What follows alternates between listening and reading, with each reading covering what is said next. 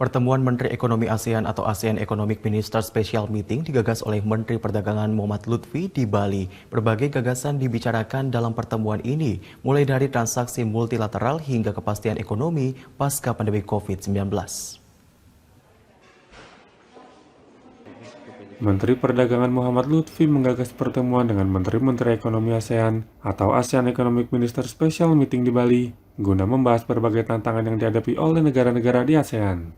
Transaksi multilateral yang kini akan kehilangan arahnya karena tidak berjalan sesuai keadaan yang ada di World Trade Organization, permasalahan tentang perang dan perubahan iklim yang menyebabkan harga-harga semakin meningkat, menjadi hal yang turut dibahas. Selanjutnya, turut dibicarakan pula mengenai bagaimana negara-negara ASEAN dapat bersatu dan mengeluarkan kekuatan ASEAN.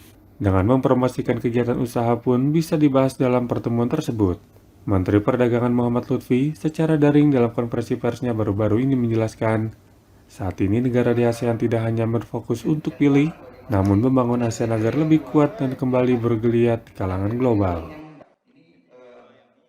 Di tahun 80-an Bapak dan Ibu kita mempunyai inisiatif-inisiatif, mempunyai pabrik bersama untuk mengatasi kekurangan bersama. Tadi kita juga mengatakan, men-summarize bahwa kita akan kembali lagi menghadapi tantangan-tantangan itu bersama. Dan ini salah satunya adalah bagaimana kita menyikapi produksi bersama untuk kita bisa tukeran barangnya sama-sama di dalam ASEAN dan menunjukkan supaya ASEAN relevan again.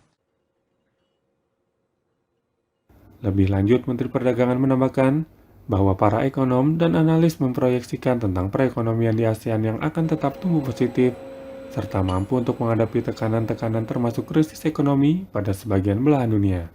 Pada kesempatan yang sama, Menteri Perdagangan Kerajaan Kamboja menuturkan bahwa kebutuhan kerjasama yang baik dalam memastikan ekonomi di ASEAN dapat berkelanjutan, serta tangguh pasca pandemi. Pasalnya, kini dunia sedang menghadapi tekanan geopolitik, perubahan iklim, hingga upaya pemulihan COVID-19. ASEAN reaffirmed its commitment and determinations to work together to ensure that the ASEAN economic communities remains relevant, competitive, inclusive, sustainable, cohesive, and resilient in the post-COVID-19 era. Menteri Perdagangan Kerajaan Kamboja menambahkan, saat ini negara ASEAN juga memiliki target untuk meningkatkan pembangunan berkelanjutan di tahun 2030.